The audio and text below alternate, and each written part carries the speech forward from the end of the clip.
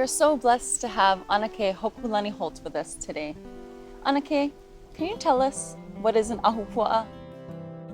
In its simplest term, an Ahupuaa is a land division that is from into the valley all the way out to beyond the shoreline.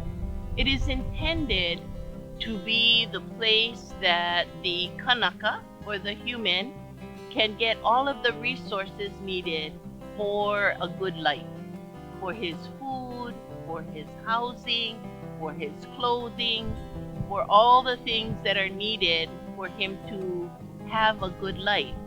So an Ahupuaa is that piece of land, that area that allows all of this to happen. So the two most important things in an Ahupuaa is the land itself and water. Because we know as humans, we cannot live without water. Neither can we grow anything to live with without water.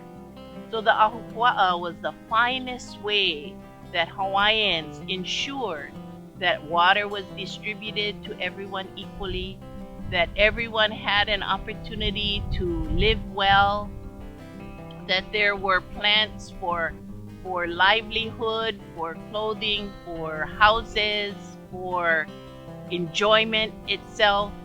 So the important thing about Ahupuaa is the land itself and the water that helps to bring good life. What do the geographical boundaries of an Ahupuaa look like? Was there a political function of how it was divided? So it was normally a sort of pie-shaped land division that reached from inside the valley, fanned out along the ridges of the valley until it opened up onto the ocean itself and all the sea that is in front of it. So while it is a physical land feature, it is also a political land feature in which the ruling chiefs had it as part of his political endowment when he became chief. There were sub-chiefs that were given to the place in order for everyone to be taken care of, and they were konohiki, or they were a sub-chief in order to make sure that everyone got appropriate amount of water, got the right amount of land needs filled, so that the land would be productive. And that is perhaps one of the most important things of an Ahupuaa, is that the land is productive. It's productive for the people. It's productive to support the society as a whole, as the taro or the bananas or whatever they're growing is shared up the rulership chain, as well as among the different people that live in the area. Did every Ahupuaa have a valley? Not all Ahupuaa are valley formed. So that's the thing to remember. Not all Ahupuaa are valley formed. But the important thing about the Ahupuaa is that in it has all the resources that the Kanaka needs in order to live a good life. So normally, no matter what the political changes that may happen around him, the same families live in the same Ahupuaa, in the same areas, for generation upon generation.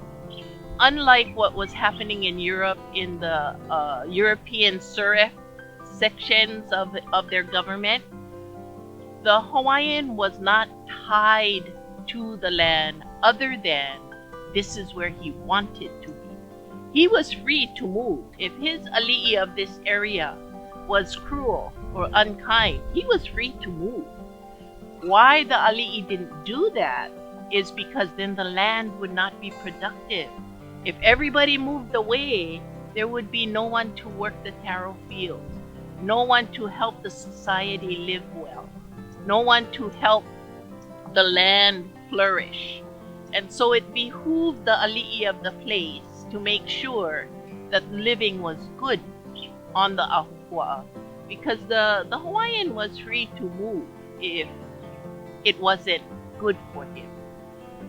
Normally, though, for generations upon generations, they came from the same place because they were tied to, first of all, the land. The land is who we are. It is what feeds us.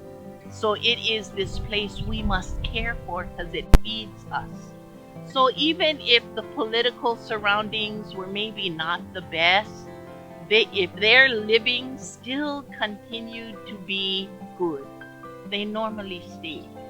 They lived, had their children, buried their old in the same places, and thus became a part of the land itself. So the land is what fed them. Interesting fact, hundreds of years ago, ancient Hawaiians supported over 80,000 people on their own lands. We would like to thank Anake Hokalani Holt for sharing her knowledge about the importance of the Ahupuaa system. Aloha.